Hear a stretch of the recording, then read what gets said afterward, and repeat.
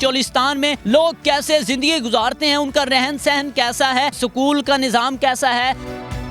جو ٹوبے میں پانی ہوتا ہے وہیں سے ہم بھی پیتے ہیں اور ادھر سے جانور ہمارے پیتے ہیں، یا ڈیلیوری کا کوئی مسئلہ بنتا ہے 50 کلومیٹر سفر کر کے جانا پڑتا ہے۔ کیا نام ہے آپ کا؟ میاں جمیل۔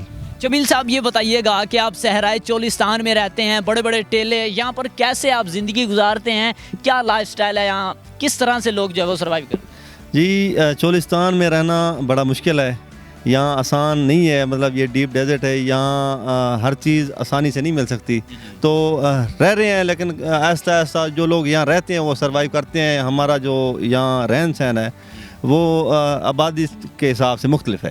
تو کیسے یہاں پر سہولیات کون کون سی ہیں، کس طرح سے پھر آپ یہ روزانہ کی بنیاد پہ لائف گزارتے ہیں؟ سہولیات جو ہیں، ہمیں کھانے پینے کے لیے جو چیزیں ہوتی ہیں وہ ہم نے مطلب آٹا گندم جو پہلے سٹور کر لیتے ہیں یہاں، ہم نے وہ دوسری جو ہاتھ والی چکی ہوتی ہے اس کے ساتھ ہی ہم اپنا وہ آٹا مطلب بناتے ہیں، اس کے ساتھ ڈیلی جتنا روٹین کے حساب سے ہوتا ہے ہم نے اتنا بنانا ہے جتنا ہم پکا لیں گے۔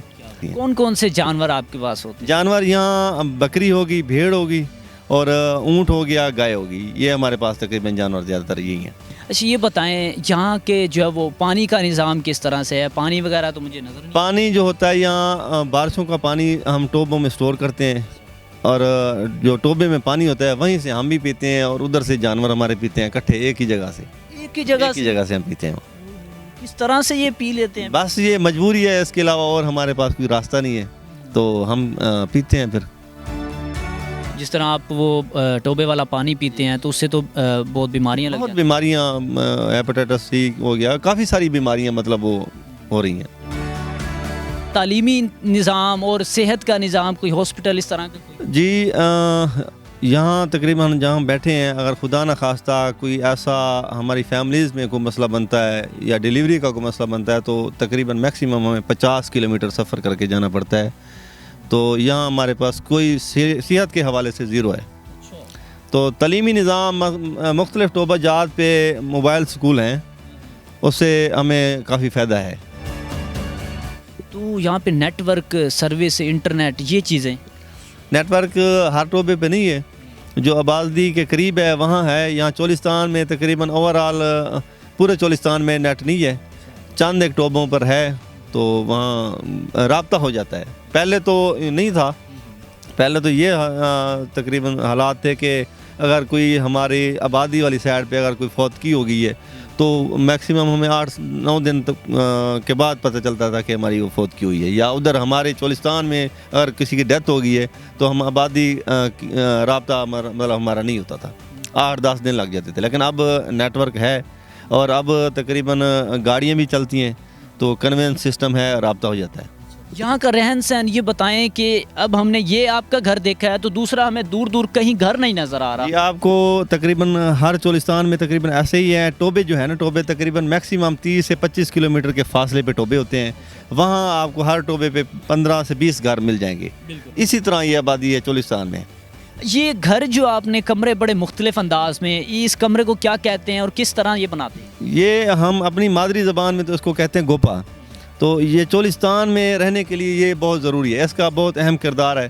جب آپ گرمیوں میں آئیں گے تو تقریباً 55 سے بھی پلس ہوتا ہے ٹمپریچر، تو اس دوران بھی آپ یہاں اس کے اندر بیٹھیں گے تو آپ کو گرمی محسوس نہیں ہوگی، تو یہ گرمی کا توڑ ہے۔ یہ تو یہاں پہ تو خطرناک جانور بھی بڑے آتے ہیں؟ نہیں، جانور تو ہیں، لیکن یہاں رہنے سے بندہ پھر وہ کر لیتا ہے مینیج۔